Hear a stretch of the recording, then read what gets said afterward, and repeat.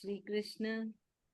हम प्रेयर करेंगे कृष्ण भगवान जी से कि वो हम अभी की क्लास स्वीकार करें। हम उनको ऑफर करते हैं बहुत बहुत धन्यवाद और हमारी गलतियों को माफ करें। चैप्टर 10 श्लोका 4 और 5 में तो बेसिकली अध्याय 10 या जो चैप्टर 10 है, तो यहाँ पे कृष्ण भगवान जी आप सबको बताएंगे कि आप कहाँ कहाँ उनको इस धरती में महसूस कर सकते हैं। जैसे कृष्ण भगवान ने कहा वो हर जगह है ना। वो कब से कह रहे मैं सब जगह हूँ, सब कुछ मुझसे ही है। पिछले अध्याय में भी उन्होंने कहा कि कैसे हर एक कर्म में, हर एक शक्ति में वो है। तो वो देख समझ पा रहे हैं कि ये बात समझ नहीं आ रही अर्जुन को। तो अर्जुन, आप सब अर्जुन है कृष्ण भगवान जी के, तो देख रहे हैं कि नहीं समझ में आ रही है, तो और विस्तार में बता रहे हैं कि कैसे हम कृष्ण भगवान जी को महसूस कर सकते हैं। क्योंकि वो दिखेंगे तो नहीं, उनको सिर्फ हम महसूस कर सकते हैं। तो यहाँ पे 10वें अध्याय में वो बड़े विस्तार में एक एक जगह, एक एक जीव, कहाँ कहाँ कृष्ण पाए जाते हैं, कहाँ कहाँ कृष्ण का ज्यादा है प्रभाव। कृष्ण तो हर जगह है, पर फिर भी वो और विस्तार में बता रहे हैं। तो यहाँ बता रहे हैं चैप्टर 10 श्लोका 4 और 5 में कि जो मनुष्य के जो आव भाव है ना, मनुष्य के पास जो बुद्धि है, ये सब कृष्ण भगवान जी से ही आती है। उनके ही अंदर से निकल के मनुष्य को ये मिली है, तोहफे में कह सकते हैं हम, है ना, बुद्धि। तो बुद्धि क्या है? वो सोचने की क्षमता है, क्या सही है क्या गलत है ना। बुद्धि के जरिए ही तो आप ये अंतर कर पाते हैं, क्या सही है क्या गलत है, मुझे क्या करना है बिल्डिंग क्या वाला किधर नहीं है? करना है। बिल्डिंग में इधर जाके भी लेता हूँ। तो क्या ये बुद्धि कैसे मिली मनुष्य को, और सिर्फ मनुष्य को कैसे मिली? तो ये तोहफा है, सबसे बहुमूल्य तोहफा जो मनुष्य को मिला है। बहुत सारे जीव है इस धरती में, सबके पास नहीं है ये बुद्धि, है ना। तो यहाँ पे कृष्ण भगवान जी कह रहे हैं कि ये जो बुद्धि है, इसमें ये शक्ति मिलती है आपको कि आप समझ पाओ अच्छा क्या है बुरा क्या है। और फिर आप उस हिसाब, मनुष्य उसी हिसाब से तो निर्णय लेता है, कार्य करता है। जैसे आप सबने अपने बुद्धि का इस्तेमाल किया और ये निर्णय लिया कि हमको गीता सीखनी है, समझनी है, कृष्ण में मन लगाना है, भक्ति करनी है ना। यहाँ पे अपने अपने बुद्धि का इस्तेमाल किया। फिर ज्ञान, तो ज्ञान भी कृष्ण भगवान जी से ही आई है। तो ये ज्ञान क्या है? ज्ञान अभी हम जो पढ़ते हैं गीता, वो क्या है? वो ज्ञान ही तो है जो हम ले रहे हैं। और ये ज्ञान क्या है? हमको समझाती है कि धार्मिक क्या है धार्मिक रास्ता और क्या है सांसारिक रास्ता। दोनों में अंतर समझा रही है, किसका कितना इम्पोर्टेंस है, क्या चीज ज्यादा जरूरत है, कब धार्मिक होना चाहिए, कब संसार में है ना फंसे रहना चाहिए। ये सब चीजें हमको ज्ञान से ही समझ में आएगा, है ना। ज्ञान आने से, उससे ही हम चीजों को समझते हैं। ज्ञान बहुत जरूरी है। कृष्ण भगवान जी ने गीता में, पूरी गीता में क्या है कि ज्ञान लेने का कोई उम्र नहीं होता, कोई समय नहीं होता, इसमें कोई छोटा बड़ा नहीं होता। आप किसी से भी ज्ञान ले सकते हैं, अपने से छोटे से भी, अपने से बड़े से भी, अपने से हम उम्र से भी। बोले उसका कोई वो है ना, कोई ऐसा नियम नहीं है कि सिर्फ अपने से बड़ों से ही हम ज्ञान ले सकते हैं, छोटों से नहीं। हम छोटों से भी सीख सकते हैं, हर किसी से सीख सकते हैं, कुछ भी हो, चाहे अमीर हो चाहे गरीब हो। ज्ञान क्या है? हम कुछ सीखते हैं, कुछ नया सीखते हैं, और उसकी कोई उम्र भी नहीं। तो यहाँ कृष्ण भगवान ने कहा है हमेशा अपने आप को खुला रखना, ऐसे नहीं बंद कर लेना, मुझे सब आता है, मैं किसी की नहीं सुनना, मुझे कुछ नहीं सुनना, मैं ज्ञानी हूँ, मुझे सब मालूम है, ऐसा नहीं रहना है। हमें ज्ञान बटोरते रहना है, लेते रहना है, क्योंकि जितना ज्ञान लेंगे उतनी ही हमारी बुद्धि का एक क्वालिटी है, वो और अच्छा होगा, है ना। जैसे अभी आप एक हीरा, अगर है ना कुछ गहने खरीदने जा रहे हो, हीरे का गहना खरीदते हो, तो आप पूछते हो ना कौन सी क्वालिटी का हीरा है, सबसे अच्छी क्वालिटी का है कि मीडियम क्वालिटी है कि लो क्वालिटी है, क्यों पूछते हैं? सबसे अच्छी क्वालिटी सबसे महंगी होगी, है कि नहीं? तो वैसी हमारी बुद्धि है, उसकी क्वालिटी कैसे इंप्रूव होगी? ज्ञान लेने से। जितना आप ज्ञान लेंगे और अपने जीवन में उतारेंगे, ऐसा नहीं सिर्फ सुना, एक कान सुना दूसरे से निकाल दिया तो कोई मतलब नहीं है। ज्ञान लेके उसको अपने जीवन में उतारना, उसका प्रयोग करने से आपकी बुद्धि की क्वालिटी और भी अच्छी होती चली जाएगी। तो यहाँ कृष्ण भगवान जी बता रहे कि ये सब भाव कृष्ण भगवान जी से ही मनुष्य को मिले हैं तोहफे में, है ना। फिर आता है असमोहम। असमोहम मतलब जो भ्रम, क्या भ्रम कि क्या करना चाहिए क्या नहीं करना चाहिए। बहुत सारे ऐसे परिस्थिति आते हैं जब हम भ्रम में रहते हैं, हम समझ ही नहीं पाते कि हम क्या करें। तो ये भ्रम भाव भी कृष्ण से आया, और इससे निकलने के लिए ज्ञान की जरूरत बहुत है। अब आप ज्ञान लेंगे तो आप सिचुएशंस को संभाल पाएंगे, परिस्थितियों को संभाल पाएंगे। फिर क्षमा। क्षमा तो सबसे बड़ा भाव है ना, जो वो भी कृष्ण से ही आया है। कि कोई भी हमें कितनी भी तकलीफ पहुंचाए, हमारा नुकसान करे, पर हम में वो भाव होना कि हम उसको क्षमा कर दें। इतनी शक्ति होना, बहुत बहुत ज्यादा शक्ति चाहिए किसी को क्षमा करने के लिए। दिखती नहीं है वो शक्ति, नहीं कि ऐसा हमको किसी को धक्का देना है कि कोई पहाड़ को हिलाना है, पर किसी ने हमें तकलीफ पहुंचाई पर हम उसे क्षमा कर दें, उसके लिए भी बहुत ज्यादा शक्ति चाहिए, और वो शक्ति आती है कृष्ण से ही। तो अगर आप जैसे गीता निरंतर पढ़ते रहेंगे और कृष्ण भक्ति में लगे रहेंगे रोज, मतलब ऐसा नहीं कि हम संडे नहीं करते हैं, हम छुट्टी में चले गए तो नहीं करे, कोई फंक्शन हो गया तो भूल गए, त्योहार आया तो भूल गए, ऐसे नहीं।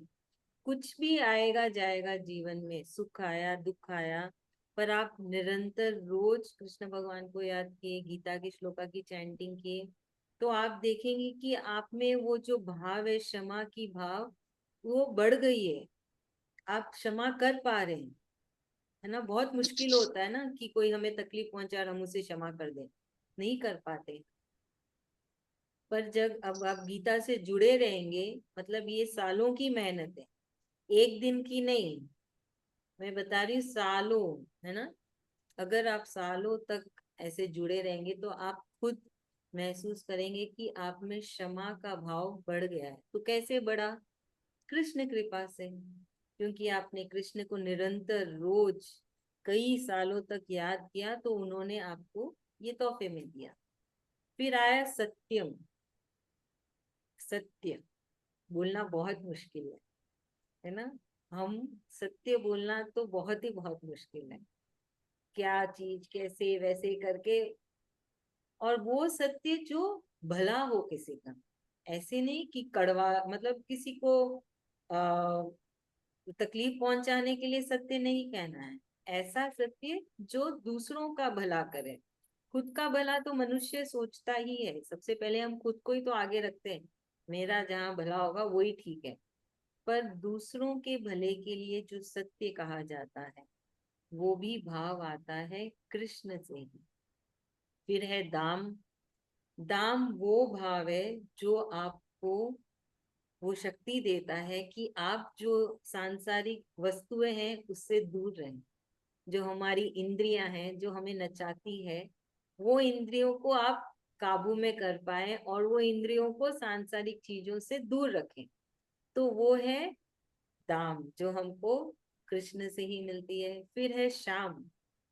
शाम वो है जो, ये भाव है जो हमारी बुद्धि को कंट्रोल में करती है। बुद्धि मतलब विचार, जो इतनी सोच, कितना कुछ सोचते हैं ना हम दिमाग में, कहाँ से कहाँ चले जाते हैं, काल्पनिक दुनिया बना लेते हैं अपनी, जैसा मन को भाए वैसा सोचने लग जाते हैं।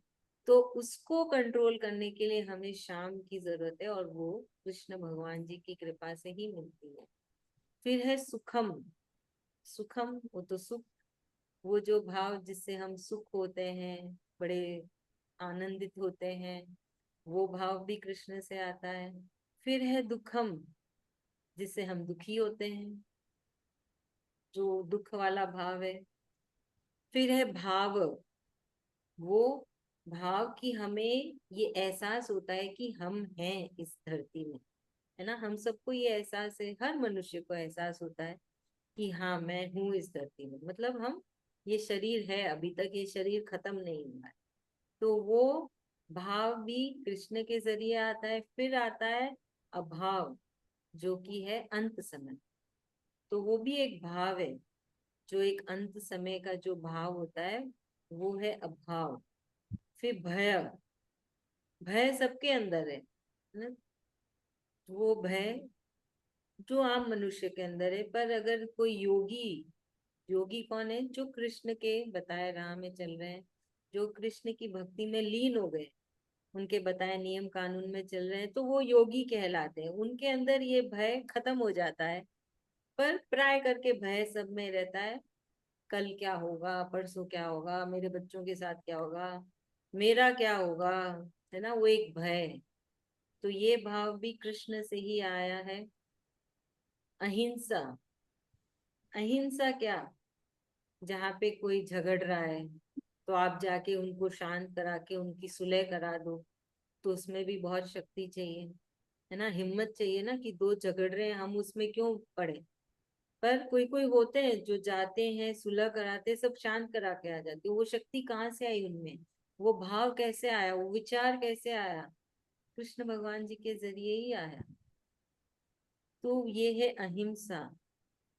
फिर समोता, वो है कि हमारे अंदर समानता है ना, समानता, कि कुछ भी हो, सुख आए दुख आए, हम बड़े शांत हैं, समान रूप से उसको उसको फेस कर रहे हैं। दुख, जनरली दुख को, जो दुख को झेलना बहुत मुश्किल होता है। जब दुख आता है हम हिल जाते हैं, है ना, टूट जाते हैं। तो उस दुख को भी, उसको भी अपनाना समानता से, कि सुख आया है तो दुख भी आएगा, कृष्ण है मेरे साथ, वो मेरा ध्यान रखते हैं, तो वो वाली भाव भी आनी। फिर तुष्टि, तुष्टि है कि ये समझ आनी अपने अंदर कि जो भी हो रहा है मेरे कर्मों के वजह से ही हो रहा है, मुझे ही उसका फल मिल रहा है। इस शरीर के कर्म और शरीर के अंदर जो आत्मा है, उसने जितने भी जीवन जिए, उन सब जीवन के कर्म, कर्मों का नतीजा है जो मैं ये जीवन जी रही हूँ या जी रहा हूँ। तो वो भाव, उसको भी अपनाना है ना, उस चीज को अपनाना, वो भी दिल से, समझ से। तो ये भाव भी कृष्ण ही देते हैं कि आप ये समझ जाए, इसको अपना ले। तो जब आप अपना लेते हैं ना, तो परेशानियां नहीं आती है, तब हम परेशान भी नहीं होते। नहीं तो प्राय यही देखा जाता है, परेशान हो जाते हैं, मेरे साथ ही क्यों हो रहा है ऐसे, मेरे पे ही सारी मुश्किलें क्यों आ रही है, मेरा ही क्यों अच्छा क्यों नहीं हो रहा है। बहुत सामान्य है ये, ऐसे वाले भाव हर किसी में होते हैं। पर ये चीज समझना कि क्यों हो रहा है, ये कर्मों का ही खेल है ना, वो समझ पाना, इतनी समझ आनी, तो वो कृष्ण कृपा से ही हो पाती। तो ये कृपा भी कृष्ण से ही आती है, कि हमारे कर्मों का ही फल है जो हम भोग रहे हैं, हमें इतनी समझ आनी।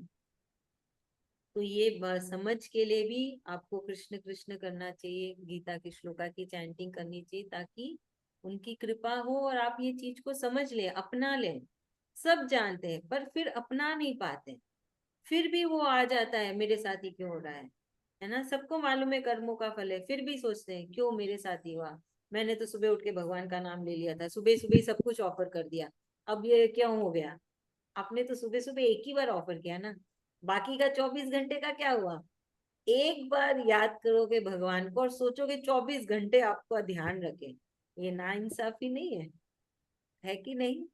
24 घंटे याद करो, फिर कुछ हो तो बोलना कृष्ण को, फिर जाके झगड़ा करो उनसे, फिर शिकायत करो।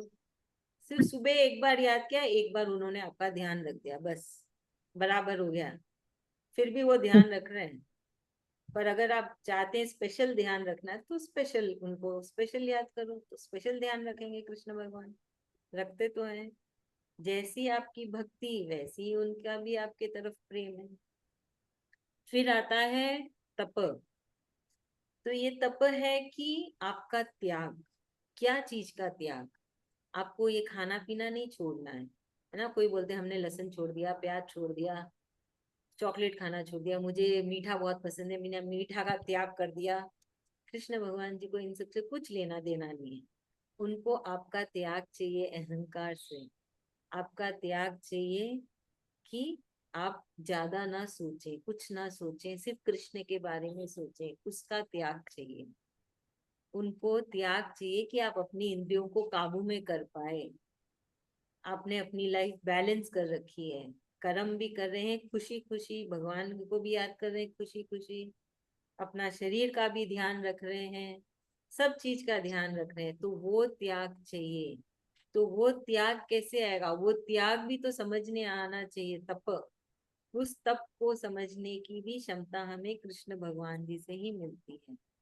फिर है दान, जो हम दान पुण्य करते हैं। तो दान ऐसा होना चाहिए कि जब आप अपने राइट हैंड से दान कर रहे हो तो लेफ्ट हैंड को भी नहीं पता होना चाहिए कि आप दान कर, मतलब बस शांति से प्रेम से दान कर दीजिए, किसी को बताने की जरूरत नहीं है। और वापस मिलने की भी वो भाव नहीं होनी चाहिए। तो ये सारे भाव है जो हमारे अंदर आने, अभी हम आप सब सुन रहे हैं, इसको अपनाना, दिल से जीवन में उतारना, वो कैसे होगा, है ना? वो होता है कृष्ण कृपा से। हम कोशिश करते हैं, पर इंद्रियां बहुत बहुत ही बहुत स्ट्रांग है, बहुत ढीठ है इंद्रियां, वो फिर से है ना बहका देती है, मन को दिमाग को फिर से बहका देती है। तो कृष्ण कृपा होने से इंद्रियां भी काबू में आ जाती और ये ऐसे भाव अपने आप अंदर आ जाते। फिर है यश। तो यश, जो अच्छे कर्म करते हैं तो उनका नाम होता है ना, यश मिलता है ना, समाज में, परिवार में, रिश्तेदारों में जो यश मिलता है वो कैसे मिलता है? किसी किसी को बहुत यश मिलता है, किसी किसी को नहीं मिलता है। कैसे? जिस पे कृष्ण कृपा हुई उसका यश हुआ, जिसने कृष्ण को जितना याद किया उतना यश मिला। तो यहाँ पे कृष्ण भगवान जी समझा रहे कि ये सारे मेरे से ही आते हैं, उनसे ही निकल के मनुष्य के अंदर आए। तो ये सारे, और लास्ट में है अयश्य, जो निंदा होती है ना, नाम खराब होता है, तो वो है अयश्य। ये कैसे होता है? जब कोई गलत काम करे, जो गलत काम करे, किसी को तकलीफ पहुंचाए, नुकसान करे, तो निंदा तो होनी है, अयश्य तो होना ही है। तो यहाँ कृष्ण भगवान जी बोल रहे हैं ये सब कृष्ण से ही निकल के मनुष्य में आया है। और जो ये जो अयश्य है ना, जो दुख है, ये जो नेगेटिव भाव है, ये सब कर्मों के वजह से होता है। आप समझ रहे हैं? शक्ति कृष्ण भगवान ने सब में दी है, भाव सब में दिया है। अब आप कितना इसका सही इस्तेमाल करते हैं वो तो शरीर पे ही निर्भर है ना। वहां पे कृष्ण भगवान जी कुछ अपना नहीं चला पाते, वो तो अंदर बैठे हैं, प्रेम से बैठे हैं, इंतजार कर रहे हैं। अब कोई कोई शरीर सही राह में चला जाता है बुद्धि का सही इस्तेमाल करके, कोई नहीं जाता। तो ये 5 to 6 में हम अपने अंदर ही कृष्ण भगवान जी को पा सकते हैं, अपने अंदर ही भाव विचार में कृष्ण भगवान जी की शक्ति को महसूस कर सकते हैं। ये सब क्यों बता रहे कृष्ण भगवान जी आपको? ताकि आप समझ पाओ आपके रोम रोम में कृष्ण है, आपके हर एक अंग में कृष्ण है। अगर आप सोचो कि कृष्ण तो भगवान है, वो सामने मेरे मंदिर में बैठे और मैं यहाँ हूँ, वो आपसे जुड़े हैं, जैसे ये हमारा शरीर है, हमारे हाथ अलग अलग है, सर ऊपर है, पाँव नीचे है, तो क्या सब अलग है? सब तो जुड़े हैं ना एक दूसरे से। वैसे ही मनुष्य कृष्ण भगवान जी से हर तरह से जुड़ा हुआ है। ये सब क्यों समझा रहे हैं आपको कृष्ण भगवान जी, कि आप ऊपर उठिए, है ना, उनके तरफ बढ़िए, सीढ़ी चढ़िए, आगे बढ़िए, इन सब चीजों को समझिए। क्योंकि अब जब समझोगे तभी आप पे विश्वास आएगा, आप में उनके प्रति और भक्ति जागेगी, प्यार जागेगा। कि हाँ मेरे इस सोच में भी कृष्ण है, मेरी बुद्धि में भी कृष्ण है, मेरी इंद्रियों में भी कृष्ण है, मेरे सुख में भी कृष्ण है, दुख में भी कृष्ण है। जब आप चीज को समझ जाएंगे, यहाँ पे कृष्ण भगवान जी ने 20 क्वालिटी बताई है इन सब में। तो ये तो बहुत आम है ना, पूरे दिन में ये सब चलती रहती है, कभी कुछ आना जाना चलता ही रहता है।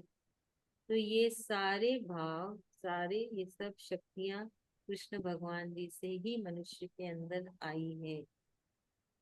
इसका रेशियो ऊपर नीचे होता है, किसी के पास बहुत ज्यादा होता है, किसी के पास कम होता है।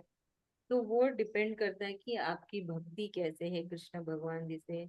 आपके कर्मों का भी तो फल होता है, उसकी भी कृपा होती है, उसका आशीर्वाद मिला।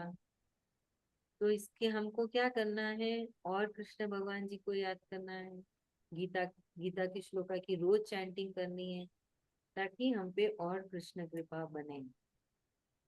तो याद रखिएगा, और अपनी भक्ति और आगे लेके जाइए, है ना। हमको सीढ़ियां ऊपर चढ़नी हैं, नीचे नहीं, ना कि एक ही जगह पे खड़ा रहना। कृष्ण भगवान जी आपको धीरे धीरे आगे लेके जा रहे हैं। वो बोल रहे चल मेरे साथ, और ऊपर चल चल, और सीढ़ियां चल ले। तो वो आपको, है ना, क्या बोल रहे हैं ना, कन्विंस कर रहे हैं कि क्यों मेरी भक्ति करना है, क्यों मुझके मेरे पास आना है तू। ये कितनी सारी वजह बता रहे हैं आप, कि कैसे मैं तेरे रोम रोम में समाया हुआ हूँ, आओ मेरे पास, मेरी भक्ति और कर लो। चलिए अभी किसे कौन समझाएगा,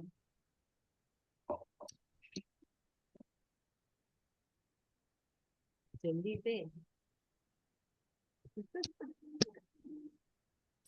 मैं हेल्प कर दूंगी थोड़ी बहुत, भाई इतने सारे नाम तो याद नहीं होंगे, जनरल में बता दीजिए। सरोज इसको भाभी आप पार्ट म्यूट हो। पार्ट में समझाना होगा, थोड़ा थोड़ा समझ आया है दीदी, इतना सारा याद नहीं रह रहा है एक साथ। हाँ वही मैंने कहा इसमें ना, ये सारा नहीं हो पाएगा। अ, श्री कृष्ण भगवान जी इसमें समझ रहे हैं कि अर्जुन को इतना कुछ समझाने के बाद भी वो पूरी बात नहीं समझ पा रहा है। तो भगवान जी अब उसको डिटेल में हर छोटा छोटा स्टेप्स में बता रहे हैं कि तुमको हर समय मुझे ही याद करना है, अभ्यास निरंतर करते रहना है। जैसे त्याग करना है, बताया उन्होंने कि त्याग है तो कोई चीजों का त्याग नहीं करना है, हमें त्याग करना है तो अपनी इंद्रियों का, हमारी जो इच्छाएं हैं, कामना वासना, इन चीजों का त्याग करना है, तो हम भगवान के और करीब चले जाएंगे। फिर वो समझा रहे हैं कि हमें दान करना है, तो दान ऐसा करना है कि आडंबर नहीं करना है, कहीं नेम प्लेट नहीं लगवानी है, फोटो खिंचा के पोस्ट नहीं करना है, हमें कोई आडंबर से दान नहीं करना, हमें ऐसे गुप्त दान करना है कि दाएं हाथ से दे तो बाएं को भी नहीं पता चले। लेकिन हम लोग 1 रुपए की भी किसी की मदद कर देते हैं तो हम लोग 10 जगह गुणगान करते, पता मैंने ये किया, पता मैंने वो किया। तो वो कृष्ण भगवान जी कह रहे वो दान नहीं है, हमें दान ऐसा करना है जो खुद के मन की शांति के लिए करना है, दिखावे के लिए नहीं करना है।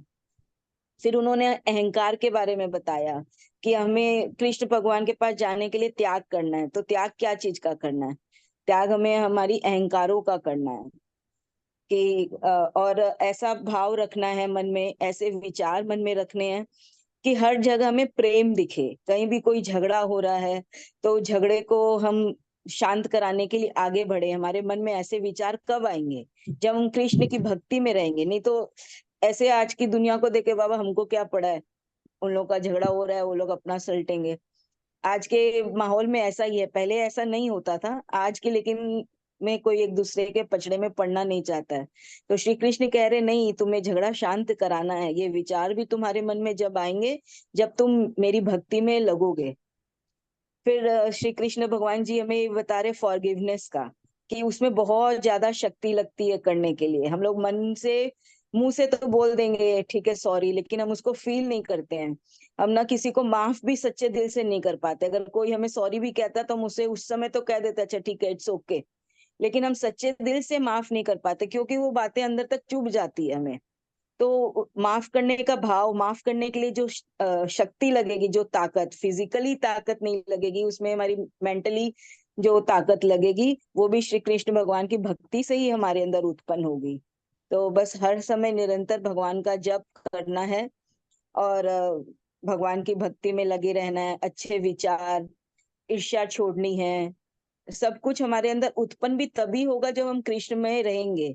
तो भगवान करे जो अच्छे विचार भी आते हैं तो वो भी इसलिए आते हैं कि तुम्हारे रोम रोम में मैं बसा हूँ। तो भगवान यही हमें बता रहे हैं कि हमें हर समय उनका ही जाप करना है, उनके ही क्लोज रहने के लिए ये एक सीढ़ी है। उनके ये छोटे छोटे स्टेप्स हैं जिनमें हमें चढ़ चढ़ के आगे जाके भगवान जी को पाना है। अभी हम लोग जब गीता पाठ कर रहे हैं तो थोड़े थोड़े चेंजेस आ रहे हैं, फिर और ज्यादा करेंगे तो और आएंगे। धीरे धीरे मन में शांति आने लग गई है, कामनाओं की इच्छाएं जो है वो कम हो गई। अब ऐसा नहीं है कि नहीं भाई बड़ा घर ही चाहिए या फुल्ली फर्निश्ड ही चाहिए, किसी के घर जाके आए तो हाय मेरा, ऐसा तो नहीं है। अपने हस्बैंड के पीछे भी नहीं पड़ते अब की ज्वेलरी बनवा के दो, नया कपड़ा खरीदना है। ये सब चेंजेस धीरे धीरे आने लग गए हैं। तो भगवान ने बताया ये सब सीढ़ियां हैं, एक एक चीजों को तुम ओवरकम करते जाओ और मुझे पालोगे। तो सच में ये सब करने से मन में शांति आती है, तभी हम कर पा रहे हैं। कृष्ण नाम में ही शक्ति, उसी में ही शांति, सब कुछ उसी में ही है। ये सही समझ बात, में आया वरना भाभी से मुझे। एकदम सही है, बहुत अच्छा। तो ये अगर है ना, इस बात पे मैं बोलूंगी कि हमारा जो भाव है, हमारा जो मन है, हमारा जो दिमाग है, इन सब से ये जो नेगेटिविटी जाएगी, तभी तो कृष्ण बचेंगे। तो कृष्ण क्या करते, खाली करते हमारे अंदर से ये सारे जो नेगेटिव भाव है ना, कि हम दूसरों से देख के ईर्ष्या होते हैं, दूसरों के प्रति हमें क्लेश होता है, तो कृष्ण खुद उसको बाहर निकालते हैं ताकि कृष्ण समा पाए। क्योंकि इन सब के साथ कृष्ण नहीं समा पाएंगे, क्योंकि पॉजिटिविटी है, वो पॉजिटिव एनर्जी। तो अगर हमारे अंदर नेगेटिव एनर्जी रहेगी तो पॉजिटिव एनर्जी कैसे रहेगी। तो वही है, जब हम कृष्ण कृष्ण करते हैं तो हम क्या करते हैं, पॉजिटिव एनर्जी को और हमारे अंदर डालते हैं। तो वो क्या करती है, नेगेटिव एनर्जी को बाहर निकाल देती है ना। वो सोच को साफ करती है, मन को साफ करती है, इंद्रियों को साफ करती है। जैसे हम दिवाली की सफाई करते हैं ना, सब गंदगी, अनवांटेड जो हमें चीजें नहीं चाहिए हम निकाल देते हैं, सफाई करते हैं, गंदगी हटाते हैं। तो यही होता है, जब हम कृष्ण कृष्ण करते हैं ना, तो वो हमारे अंदर से सफाई हो रही है। जब गीता की श्लोका की चैंटिंग करते हैं, अंदर से सारी जो चीजें नहीं चाहिए, जो भाव विचार नहीं चाहिए, वो खुद बाहर निकाल के हमसे दूर कर रही है। आप समझ रहे हैं क्या होता है प्रभाव, कृष्ण कृष्ण करने से और गीता के श्लोका की चैंटिंग करने से। हम खुद की सफाई रोज कर रहे हैं। चलिए अभी इसको और कौन आगे समझाएंगे, चलिए। वही कृष्ण भगवान जी वही समझा रहे बार बार कि मेरा ही अंदर तुम ध्यान जितना दोगे उतना तुम्हारे पास सब कुछ मिलने को देखने को मिलेगा, कि मतलब मन शांत होगा, इधर उधर की हम घबराएंगे नहीं कोई भी बात पे, कृष्ण किसी का हेल्प भी कर पाएंगे, हमें जो मिला है वो किसी को हम दे पाएंगे, कृष्ण कृपा से ही होगा सब। आप जो बताए सब वो सब तो दाम साम ये सब नहीं बता पा रहे हैं, कि मतलब सबका मीनिंग सब अलग अलग है। हाँ, वही कोई बात नहीं कृष्ण। बाबू, आपको। मैं जितना मतलब भगवान कृष्ण मतलब ये चैंटिंग करने से बुद्धि का प्रभाव हमारा अंदर बुद्धि आएगी, ज्ञान आएगा, सम्मोह मतलब हम मतलब कोई भी हमसे प्रभावित हो सकेगा, हो जाए होगा हमारा। ऐसे हम किसी को क्षमा कर सकेंगे। सत्य बोलना बहुत कठिन है, उस वो बोलने में हमको आसानी होएगी, हम हर चीज में सत्य बोल पाएंगे। और तमह समह मतलब जैसे मतलब किसी को कोई भी चीज हमको किसी का गलत चीज हमारे पर प्रभाव नहीं डालेगा। कोई गलत चीज देख के हम उससे अट्रैक्ट नहीं होंगे गलत चीजों पे।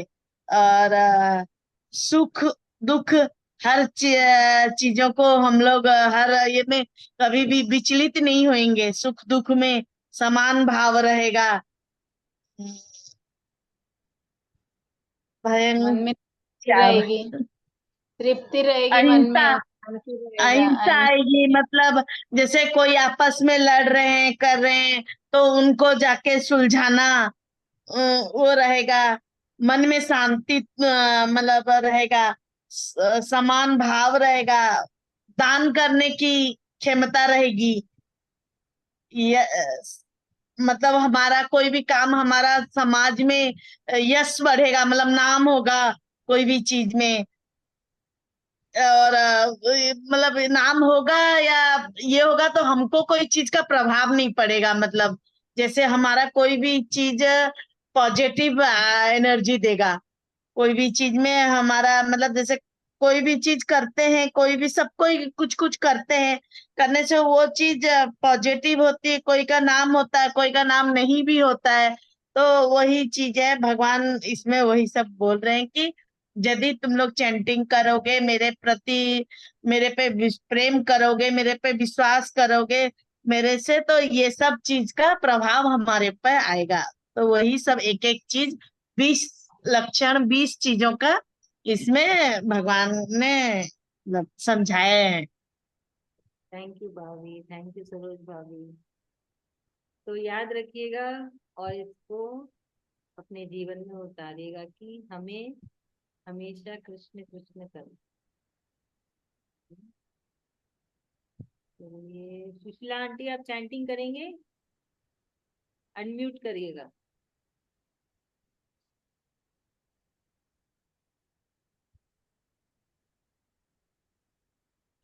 चैप्टर 10 श्लोका 4। बुद्धिर्ज्ञान बुद्धि ज्ञान म सम्मोह न सम्मोह क्षमा सत्यम क्षमा सत्यम दमः शमः दमं समः सुखम दुःखम सुखम दुःखम भवो भावो भवो भावो भयम भयम चाभय चाभय मेव च। मेव च।